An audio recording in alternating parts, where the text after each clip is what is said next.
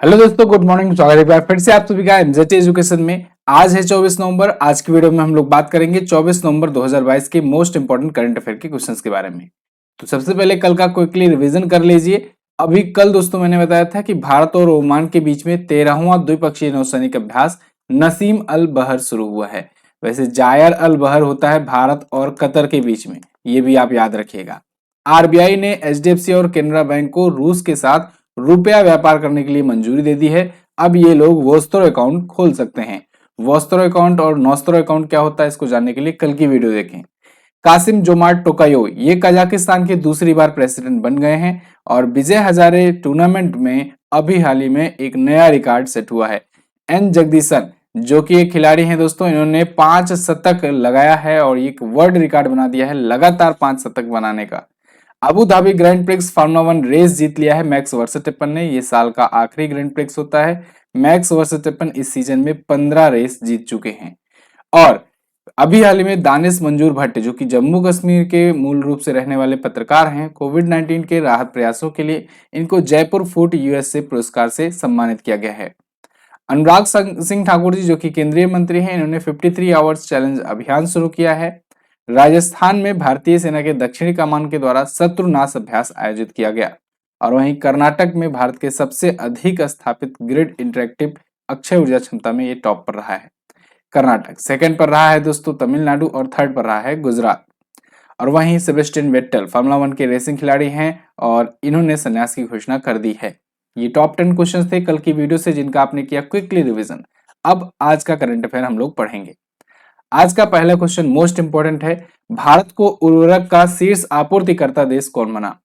यानी भारत को जो फर्टिलाइजर सप्लाई करते हैं ना देश, उनमें टॉप पर कौन आ गया है? तो टॉप पर दोस्तों आ गया है रसिया। रसिया दोस्तों अब आज के टाइम पर सबसे ज्यादा उर्वरक का यानी फर्टिलाइजर्स का सप्लाई करता है भारत को। आपको पता होगा भारत जो है ये पोटास वगैरह विदेशों से मंगाता है, यूरिया भी मंगाता है। तो अब इन सब के मामले में ना रसिया बहुत ज्यादा ऊपर आ गया है। क्यों आ गया है? क्योंकि जब रसिया पर सैंक्शंस लगे दुनिया भर से, जब रसिया यूक्रेन का इन्वेजन हुआ, तो फिर क्या हुआ कि रसिया डिस्काउंट पर देना शुरू किया। और किसको देना शुरू किया? जो इससे अच्छे से आसानी से ट्रेड करता था, और वो देश था भारत। भारत जो है ये डिस्काउंट पर फर्टिलाइजर्स के अलावा तो ऑयल वगैरह, कच्चा तेल, ये सब भी लेना शुरू कर दिया। फर्टिलाइजर्स के मामले में भी अब टॉप पर आ गया है रसिया। आपको याद होगा कुछ दिन पहले ही मैंने बताया था कि सबसे ज्यादा ऑयल भी अब रसिया से भारत को मिलता है। यानी भारत का सबसे बड़ा ऑयल सप्लायर भी रसिया बन गया है। ठीक है, तो अब रसिया आज के टाइम पर फर्टिलाइजर्स भी सबसे ज्यादा भारत को दे रहा है और तेल भी सबसे ज्यादा भारत को दे रहा है। अच्छा, इस मामले में रसिया ने किसको पीछे करके शीर्ष स्थान हासिल किया है? तो रसिया ने चाइना को पीछे किया है। वहीं भारत के अगर ऑयल एक्सपोर्ट, देखो मैं दोनों एक साथ बताते चल रहा हूं जिससे आप रिलेट करके चलते चलो। भारत को तेल सबसे ज्यादा देता था इराक, पहले फिर सऊदी अरब वगैरह दिया करता था। एक टाइम पर रसिया 10वें स्थान पर हुआ करता था, लेकिन आज के टाइम पर रसिया सबसे ज्यादा ऑयल देता है भारत को, 22% से ज्यादा। अभी अक्टूबर मंथ का रिपोर्ट आया था तो ठीक है। और 20% भारत का एक्सपोर्ट, भारत के लिए आपूर्ति करता रहा है देश इराक। दूसरे पर इराक है, ठीक है, तीसरे पर सऊदी अरेबिया है। और यहाँ पर चाइना अब दूसरे पर आ गया है, पहले पर रसिया है। रसिया में पोटास वगैरह ज्यादा पाए जाते हैं। पिछले साल अगर देखा जाए जब सैंक्शंस वगैरह नहीं लगे थे, तो ग्लोबल जो निर्यात होता था, ग्लोबल एक्सपोर्टेशन होता था, उसका 40% से ज्यादा हिस्सा केवल और केवल रूस और बेलारूस से ज्यादा था। तो दुनिया में उर्वरकों के प्रमुख निर्यातक रहे हैं ये, लेकिन दुनिया भर में अब सैंक्शंस लगे हैं तो भारत इसको खरीद रहा है। भारत 371% की ग्रोथ दर्ज किया है इंपोर्ट करने के मामले में रसिया से। क्लियर? चलिए अब रसिया आया है तो वर्ल्ड मैप में देखते हैं रसिया है कहां पर। तो वर्ल्ड मैप में आप देखोगे ये रहा अपना प्यारा भारत, और यहीं से आप ऊपर की तरफ आ जाओगे ना, तो देखो ये बड़ा सा देश जो है ना, ये है रसिया। रसिया दोस्तों ये 2 कॉन्टिनेंट में पड़ता है। ये एशिया में भी पड़ता है और इसका मैक्सिमम कुछ पार्ट जो है ये यूरोप में भी पड़ता है। जो मोस्टली जो जनता वाली, जो आबादी वाली पार्ट है, ये पड़ता है यहीं पर यूरोप में ही। इसीलिए यहाँ के लोग जो है वो अपने आप को यूरोपियन मानते हैं। ठीक है, यहाँ पर देखोगे आप मॉस्को है, राजधानी है, ये भी यूरोप में ही पड़ता है। इधर का जो एरिया है ना, मैक्सिमम पार्ट यहाँ पर बर्फ वगैरह है, ठीक है। और यहाँ पर आबादी भी बहुत कम है, बहुत कम मतलब ना के बराबर। यहीं पर मैक्सिमम आबादी रहती है और ये क्षेत्र है यूरोपियन साइड में। फिलहाल मॉस्को यहाँ की कैपिटल है और करेंसी यहाँ की है रसिया की रूबल। अभी मैंने कल की वीडियो में आपको बताया था एचडीएफसी बैंक और केनरा बैंक, इन दो बैंकों को आरबीआई की मंजूरी मिल गई थी वोस्त्रो अकाउंट खोलने की, यानी रुपया में ट्रेड करने की रसिया से। और रसिया के प्रेसिडेंट का नाम आप जानते ही हो, व्लादिमीर पुतिन। इसके अलावा रसिया दोस्तों ब्रिक्स कंट्रीज में भारत के साथ हिस्सेदार है, G20 का भी मेंबर है, लेकिन G20 की अभी जो समिट हुई थी इंडोनेशिया में उसमें रसिया हिस्सा नहीं लिया था, ठीक है ना। रसिया लास्ट टाइम पर वहां पर जाने से मना कर दिया था। फिलहाल इंडोनेशिया के बाद अब मेजबानी भारत कर रहा है G20 की, तो अगली बार देखना होगा कि व्लादिमीर पुतिन आते हैं कि नहीं। अगला क्वेश्चन हम लोग देख लेते हैं। हाल ही में वर्ष 2022 के प्रतिष्ठित डॉक्टर कलाम सेवा पुरस्कार से किसे सम्मानित किया गया? तो दोस्तों सम्मानित किया गया है रवि कुमार सागर जी को। रवि कुमार सागर यहाँ पर आपको इमेज में दिख रहे हैं, यही हैं। ये यंगेस्ट एंटरप्रेन्योर रवि कुमार सागर हैं। इन्हें अभी हाल ही में प्रेस्टिजियस डॉक्टर कलाम सेवा पुरस्कार से सम्मानित किया गया है।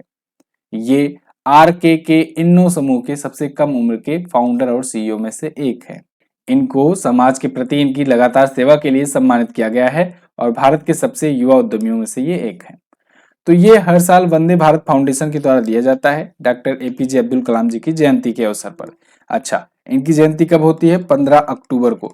तो देखो अभी 15 अक्टूबर को जयंती तो हुई, यानी पिछले महीने जयंती हुई, लेकिन अभी अब अनाउंस किया जा रहा है, तो हो सकता है लेट हो जाता है, लेकिन उन्हीं की जयंती को समर्पित है ये। डॉक्टर एपीजे अब्दुल कलाम जी की जयंती पर दोस्तों विश्व छात्र दिवस भी मनाया जाता है, ये भी आप याद रखेंगे रिलेट करके। अगला क्वेश्चन देखते हैं। हाल ही में कराटे 1 सीरीज ए में गोल्ड जीतने वाले पहले भारतीय कौन बने? तो वो बन गए हैं दोस्तों प्रणय शर्मा। प्रणय शर्मा भारत के स्टार कराटे प्लेयर हैं, खिलाड़ी हैं, और इन्होंने अभी कराटे 1 सीरीज ए में गोल्ड जीता है और गोल्ड जीतने वाले ये बन गए हैं पहले भारतीय खिलाड़ी। देख पाओगे आप, ये हैं प्रणय शर्मा, ठीक है। तो इन्होंने हिस्ट्री क्रिएट कर दिया है वर्ल्ड चैंपियनशिप में, सीरीज ए वर्ल्ड चैंपियनशिप में इन्होंने गोल्ड जीता हुआ है। ये इंडोनेशिया के जकार्ता में आयोजित हुआ था 20 नवंबर को। 67 किलोग्राम के फाइट में इन्होंने यूक्रेन के डेविड योनोवास्की को हराया है। क्लियर? अच्छा, इस क्वेश्चन से कुछ रिवीजन नहीं बनता है, चलिए इंडोनेशिया के बारे में आपको बता देते हैं। इंडोनेशिया जो है ना, इसने अपनी राजधानी अभी बदली है। जकार्ता इसकी राजधानी, तो इसकी पूर्व राजधानी थी, अब इसने नई राजधानी अपनी नुसंतारा कर ली है, ये आप याद रखेंगे, नुसंतारा। और जैसा कि अभी मैंने आपको बताया G20 का समिट अभी यहाँ पर आयोजित हुआ था, ठीक है। तो नुसंतारा इसकी नई राजधानी होगी। जोको विडोडो प्रेसिडेंट है। अगला, हाल ही में यूनेस्को इंडियन अफ्रीकन हैकाथॉन कहाँ का शुभारंभ किसने किया? इसका शुभारंभ किया है योगी आदित्यनाथ जी ने। ये यूपी के सीएम हैं, उत्तर प्रदेश के ये सीएम हैं, और इन्होंने अभी हाल ही में ग्रेटर नोएडा में यूनेस्को इंडियन अफ्रीकन हैकाथॉन का शुभारंभ किया हुआ है। आप देख पाओगे article, UP CM launches hackathon 2022 hails India's centuries old ties with Africa. देखो अफ्रीका जो है और इंडिया जो है, ये दोनों ना बहुत पुरानी सभ्यता के माने जाते हैं। आप देख पाओगे अफ्रीका में ही तो पड़ता है इजिप्ट यानी मिस्र, और मिस्र में आप मेसोपोटामिया सभ्यता जानते ही हो, और वहीं भारत में सिंधु घाटी सभ्यता। तो इसको सबको याद करते हुए यहाँ पर मतलब ये लोग ना बीजेपी वाले किसी भी प्रकार से कनेक्शन जोड़ ही लेते हैं। तो फिलहाल यूनेस्को इंडियन अफ्रीकन हैकाथॉन आयोजित किया गया। ये गौतम बुद्ध यूनिवर्सिटी ग्रेटर नोएडा में आयोजित किया गया। इसमें क्या था इस हैकाथॉन में कि भारत और अफ्रीका के 22 देश और भारत के देश, ये सभी देशों के स्टूडेंट ना मिल करके स्टूडेंट लाइफ में क्या क्या प्रॉब्लम्स आती हैं इन पर 36 घंटों तक बिना रुके एक मैराथन मंथन करेंगे। इसी उद्देश्य से ये यूपी के सीएम के द्वारा लॉन्च किया गया है। अच्छा, अभी हाल ही में दोस्तों आपको पता होगा यूपी के सीएम योगी आदित्यनाथ जी ने एक नई पर्यटन नीति की घोषणा करी थी। नई पर्यटन नीति के तहत क्या हुआ था कि रामायण सर्किट, महाभारत सर्किट और बुद्धिस्ट सर्किट की घोषणा करी गई थी कि ये एक सर्किट बनाया जाएगा और इसके तहत पर्यटन कराया जाएगा, ठीक है ना। तो रामायण सर्किट में भगवान राम से संबंधित जितने भी तीर्थ स्थल होंगे उनकी यात्रा कराई जाएगी। ऐसे ही भगवान कृष्ण, भगवान बुद्ध के, ठीक है। और इसी तर्ज पर इन्होंने कल एक लाइन भी बोली कि भारत ने दुनिया को युद्ध नहीं बुद्ध दिया हुआ है। चलिए आगे, रेटिंग एजेंसी क्रिसिल और इक्रा ने वित्तीय वर्ष 2022-23 के लिए भारत की ग्रोथ रेट को कितना प्रतिशत किया? तो दोस्तों रेटिंग एजेंसी क्रिसिल और इक्रा दोनों ने भारत के रिगार्डिंग जो जीडीपी ग्रोथ रेट है उसका अनुमान अपना घटा दिया है। पुराना अनुमान घटा करके अब इसने नया अनुमान बताया है 7.0% का। यानी अब भारत अगले फाइनेंशियल ईयर में 2022-23 के फाइनेंशियल ईयर में 7% की दर से बढ़ेगा। ठीक है, तो पिछला इसका अनुमान दूसरा था। पिछला अनुमान इसका था 7.3%, अब घटा करके 7.0% कर दिया है। हालांकि रेटिंग एजेंसी उतना ज्यादा इंपॉर्टेंट है नहीं, ये लोग अनुमान घटाते रहते हैं, बढ़ाते रहते हैं, लेकिन चलिए अभी आप याद रखिएगा 7% ये अब हो गया जीडीपी ग्रोथ रेट। यहाँ पर एक टर्म आया है जीडीपी, इसको समझते हैं। जीडीपी बोले तो ग्रॉस डोमेस्टिक प्रोडक्ट यानी सकल घरेलू उत्पाद।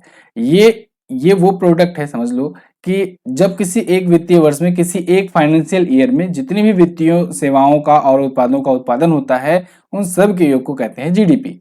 अब वो प्रतिवर्ष कितने दर से बढ़ रही है इसको लेकर के ग्रोथ रेट निकाली जाती है। एक बेस ईयर रहता है, उस बेस ईयर के कंपैरिजन में इस वर्ष कितना वृद्धि हुई इसको देखा जाता है जीडीपी ग्रोथ रेट में। वही का अनुमान लगाती हैं एजेंसियां, जैसे क्रिसिल हो गया, मूडीज हो गया, फिच रेटिंग हो गया, आरबीआई भी निकालती है, वर्ल्ड बैंक, आईएमएफ, ये सभी जो है रेटिंग एजेंसियां रेटिंग निकालती हैं। ठीक है, तो अपना अपना अनुमान जारी करती हैं, लेकिन जो ओरिजिनल डाटा है, मतलब कितना एग्जैक्टली कितना ग्रो किया भारत, इसको बताता है सीएसओ यानी सेंट्रल स्टैटिस्टिक ऑफिस। ठीक है, तो यही एग्जैक्ट डाटा बताता है और यही राष्ट्रीय आय की गणना भी करता है। ये क्वेश्चन तो सदाबहार क्वेश्चन है, ये पूछा ही जाता है। राष्ट्रीय आय की गणना भारत में कौन करता है? सीएसओ। आगे, हाल ही में किस राज्य के अन्नामलाई टाइगर रिजर्व ने जंबो ट्रेल लॉन्च किया? तो जंबो ट्रेल दोस्तों लॉन्च किया है तमिलनाडु ने। तमिलनाडु के अन्नामलाई टाइगर रिजर्व ने लॉन्च किया है। अब ये जंबो ट्रेल से क्या होगा? जंबो ट्रेल का उद्देश्य यही है दोस्तों कि जो भी विभिन्न प्रकार के जो टाइगर रिजर्व है, बाघ अभ्यारण्य है, यहाँ पर जो आगंतुक आते हैं इनको हाथियों के बारे में, वनस्पतियों के बारे में, जीवों के बारे में, पहाड़ियों के बारे में, यहाँ पर रहने वाले आदिवासियों के बारे में, इनके बारे में शिक्षित करना। इस उद्देश्य से कोयम्बटूर में जंबो ट्रेल्स लॉन्च किया गया है।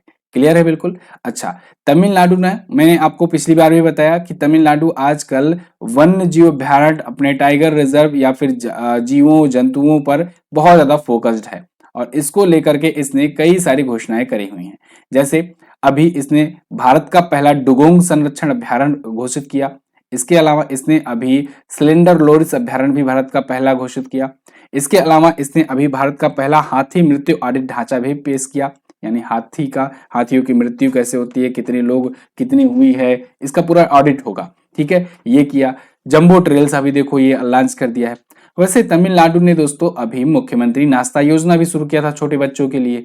इसके अलावा तमिलनाडु के जो सीएम हैं एमके स्टालिन, इन्होंने अपनी आत्मकथा लॉन्च करी थी उंगलिल ओरुवन, ये भी आप याद रखेंगे। ठीक है, चलो तमिलनाडु को देखते हैं हम लोग इंडिया के मैप में कहां पर है। यहाँ पर आप देखोगे नीचे सबसे है तमिलनाडु, यहाँ पर आंध्र प्रदेश से, कर्नाटका से और केरला से अपना बॉर्डर शेयर किया करता है। चेन्नई है कैपिटल, यहाँ के सीएम हैं एमके स्टालिन डीएमके पार्टी से और गवर्नर हैं आरएन रवि। झीलों की बात करें तो दोस्तों कलिवली, सिलुनार, पुलिकट, ये सभी झीलें हैं यहाँ पर। अन्नामलाई टाइगर रिजर्व जिसकी अभी हम लोग बात कर रहे हैं यहाँ पर है। मुदुमलाई नेशनल पार्क भी है। भरतनाट्यम ये प्रमुख लोक नृत्य है, भरतनाट्यम आप याद रखेंगे।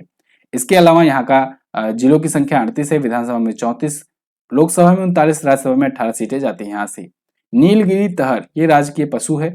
पन्ना कबूतर राजकीय पक्षी है और बचनाग या ग्लोरी लिली राजकीय पुष्प है। आगे, हाल ही में किस राज्य में 11वां संगाई उत्सव शुरू हुआ? तो दोस्तों संगाई महोत्सव बहुत बार मैंने आपको बताया हुआ है, ये मणिपुर का प्रसिद्ध महोत्सव है, मणिपुर में मनाया जाता है। 11वां इस बार का संस्करण शुरू हो चुका है, संगाई महोत्सव। ठीक है, यहाँ पर आप आर्टिकल देख पाओगे, Manipur Sangai festival begins amid fanfare. अब देखो ये संगाई महोत्सव ना 10 दिनों तक आयोजित किया जाएगा मणिपुर के 6 जिलों के 13 स्थानों पर। 21 नवंबर से शुरू हुआ है, 30 नवंबर तक ये चलेगा। विष्णुपुर जिले के संगाई में अभी हाल ही में जो अपने केंद्रीय पर्यटन मंत्री हैं जी किशन रेड्डी जी, इन्होंने इसका उद्घाटन किया हुआ है। अब इसी के साथ इन्होंने 2 कॉफी टेबल बुक भी लॉन्च करी है, मणिपुर संगाई फेस्टिवल 2022 और Manipur today special edition on Sangai festival. फिलहाल ये सभी बात की बात है, मैं आपको बताता हूँ फेस्टिवल मणिपुर के प्रमुख त्योहार। देखो जब भी मणिपुर आए, मैंने आपको कहा था कि आपको स लिख देना है, ऐसे स लिख देना, और इस स से अभी तक मैं आपको 3 बताया करता था, अब एक और जोड़ लो, 4 महोत्सव आपको स से याद रखने हैं। कौन कौन सा? एक तो हो जाएगा आपका संगाई महोत्सव, एक हो जाएगा संतरा महोत्सव, एक हो जाएगा सिरुई लिली महोत्सव, सिरुई लिली महोत्सव, एक हो जाएगा सुमंग लीला महोत्सव, सुमंग लीला महोत्सव। ठीक है, ये 4 हो गए। चलो अच्छी बात है। अभी मैंने आपको बताया था ये भी कि संतरा और नींबू जब भी आ जाए तब भी समझिएगा आप मणिपुर की बात हो रही है। तो संतरा महोत्सव तो हो गया, नींबू से कचाई लेमन आप याद रखेंगे, कचाई लेमन महोत्सव आप याद रखेंगे। इसके अलावा भी आपको बताया गया था कि भैया नींबू संतरा खा लोगे फिर क्या करोगे, फिर करोगे साथ ही साथ लाओ लाई भी मिल जाए, लाई हरोबा, लाई हरोबा महोत्सव। चलो अब लाई भी मिल गई, संतरा भी मिल गया, नींबू भी मिल गया। अब चलो डांस देखते हैं। डांस कैसा, नाता संकीर्तन, संकीर्तन कीर्तन उर्तन देखते हैं, नाता संकीर्तन, संकीर्तन। ठीक है, तो डांस और संकीर्तन, कीर्तन वगैरह भी देख लो। तो नाता संकीर्तन भी यहाँ पर मनाया जाता है। क्लियर है, तो इतने महोत्सव जो है ना ये मणिपुर के महोत्सव हैं, याद रखना है इसको। क्लियर, आगे बढ़ते हैं, मणिपुर के बारे में जानते हैं। इंडिया के मैप में आप देखोगे मणिपुर यहाँ पर है। मणिपुर की राजधानी इंफाल होती है। N Biren Singh BJP party से यहाँ के सीएम हैं। गवर्नर हैं ला गणेशन। और अच्छा, यहाँ पर झीलें हैं, लोकटक झील बहुत इंपॉर्टेंट है। लोकटक झील के ऊपर है किबुल लामजाओ नेशनल पार्क, दुनिया का इकलौता फ्लोटिंग नेशनल पार्क है, मतलब कि तैरता हुआ नेशनल पार्क है और ये शिफ्ट होता रहता है। सिरुई राष्ट्रीय उद्यान यहाँ पर है। तुजु दर्रा भाई है। मणिपुरी नृत्य और पुंग चोलोम नृत्य यहाँ का प्रमुख लोक नृत्य है। आगे बढ़ते हैं। राजकीय पशु है संगाई हिरन और फूल है सिरोई कुमुदनी। अगला, अर्बन गबरू के ब्रांड एम्बेसडर कौन बनाए गए? तो अर्बन गबरू ने अपना ब्रांड एम्बेसडर बनाया है दोस्तों सूर्य कुमार यादव को। अर्बन गबरू एक ब्रांड है और इसने अपने ग्रूमिंग प्रोडक्ट के लिए इनको बनाया है ब्रांड एम्बेसडर। किसको? सूर्य कुमार यादव को। ठीक है, तो ये अब उसके ग्रूमिंग को प्रचार करेंगे। अच्छा, एक चीज और, सूर्य कुमार यादव ना अभी T20 इंटरनेशनल रैंकिंग में टॉप पर पहुंच गए थे, टॉप पर पहुंच गए थे। तो अभी के टाइम पर T20 इंटरनेशनल बैटिंग रैंकिंग में ये टॉप पर बने हुए हैं। सूर्य कुमार यादव भारतीय क्रिकेट टीम के खिलाड़ी हैं। अगला, अच्छा, पिछले दिनों में कुछ और ब्रांड एम्बेसडर के नाम आए थे, उनको भी हम लोग रिवाइज कर लेते हैं। सौरभ गांगुली को ड्रीम सेट गो का बनाया गया था ब्रांड एम्बेसडर। ऐसे ही कर्नाटक सरकार ने पुण्यकोटि दत्तू योजना के लिए किच्चा सुदीप, एक एक्टर हैं, इनको बनाया अपना ब्रांड एम्बेसडर। बुर्जिल होल्डिंग से शाहरुख खान को, मैक्स लाइफ इंश्योरेंस ने रोहित और रितिका को, रोहित शर्मा और रितिका। गल्फ ऑयल लुब्रिकेंट ने स्मृति मंधाना को। नेत्रहीनों के लिए T20 विश्व कप का ब्रांड एम्बेसडर बनाए गए युवराज सिंह। गरुड़ा एयर स्पेस के द्वारा ड्रोनी लॉन्च किया गया था, उसने अपना ब्रांड एम्बेसडर धोनी को लॉन्च किया। इजी माई ट्रिप विजय राज और वरुण शर्मा और बायजूस ग्लोबल के लियोनल मेसी बनाए गए ब्रांड एम्बेसडर। तो इनको भी याद रखना है, ये रिसेंट में आए हुए ब्रांड एम्बेसडर हैं। अगला, घर गो होम एंड रीयूनाइट, इस पोर्टल को किसने लॉन्च किया? तो अभी हाल ही में घर पोर्टल को लॉन्च किया है दोस्तों राष्ट्रीय बाल अधिकार संरक्षण आयोग ने। ठीक है, तो घर का मतलब होगा गो होम एंड रीयूनाइट, ये इसी का फुल फॉर्म है एक्चुअली में। यहाँ पर आप देख पाओगे NCPCR launches GHAR to enable smooth repatriation of children to their native places. तो बच्चों को दोबारा से उनके घर तक वापसी के लिए ये पोर्टल लॉन्च किया गया है राष्ट्रीय बाल अधिकार संरक्षण आयोग के द्वारा। तो घर का फुल फॉर्म भी आपसे पूछा जा सकता है, इसको भी आप याद रखेंगे। इसका उद्घाटन किया दोस्तों स्मृति ईरानी जी ने, जो कि महिला एवं बाल विकास मंत्री हैं। अच्छा, राष्ट्रीय बाल अधिकार संरक्षण आयोग के अगर अध्यक्ष के बारे में पूछा जाए तो आप बताएंगे प्रियंक कानूनगो है। कौन है? प्रियंक कानूनगो। तो ये बच्चों को ट्रैक करने और मॉनिटर करने के लिए पोर्टल है। अगला, हाल ही में किसे सुमित्रा चरत राम पुरस्कार से सम्मानित किया गया? तो सुमित्रा चरत राम पुरस्कार से सम्मानित किया गया है उमा शर्मा जी को। ये प्रसिद्ध कथक की नृत्यांगना है। यहाँ पर आप देख पाओगे आर्टिकल है द प्रिंट का, कथक वेटरन उमा शर्मा रिसीव सुमित्रा चरत राम अवार्ड। तो उमा शर्मा जी को ये अवार्ड दिया गया है। अच्छा, कथक जो नृत्य है ना, ये कहाँ का प्रसिद्ध नृत्य है? तो ये है यूपी का, उत्तर प्रदेश का। और अभी आपको याद होगा कुछ दिन पहले मैंने आपको बताया था, कुछ महीने पहले कह सकते हैं, यूपी के प्रसिद्ध जो कथक के नृत्यकार थे, कौन थे? बिरजू महाराज, उनका निधन हुआ है, बिरजू महाराज। ठीक है ना, इनका भी नाम याद रखिएगा, कथक से संबंधित थे ये। और बिरजू महाराज का संबंध कथक से था, यूपी में कथक जो है यूपी का है, पूछा जाता है ये। अच्छा, तो इसी की नृत्यांगना थी उमा शर्मा, इनको अभी ये सम्मान से सम्मानित किया गया है। किसके द्वारा? श्री राम भारतीय कला केंद्र के द्वारा और ये जम्मू कश्मीर के पूर्व राज्यपाल कर्ण सिंह जी के द्वारा सम्मानित की गई हैं। सरोद वादक उस्ताद अमजद अली खान भी शामिल थे इनको सम्मानित करने में। क्लियर? तो ये तो थे आज के दिन के टॉप 10 करंट अफेयर के क्वेश्चंस। आई होप आपको वीडियो आई होगी पसंद। अगर वीडियो हेल्पफुल लगी है, मैं अगर आपके नॉलेज में वैल्यू ऐड कर पाया हूं तो वीडियो को लाइक जरूर कर देना दोस्त। और कल की क्वेश्चंस की बात करते हैं। कल मैंने आपसे पूछा था सऊदी अरब की संसद का क्या नाम है।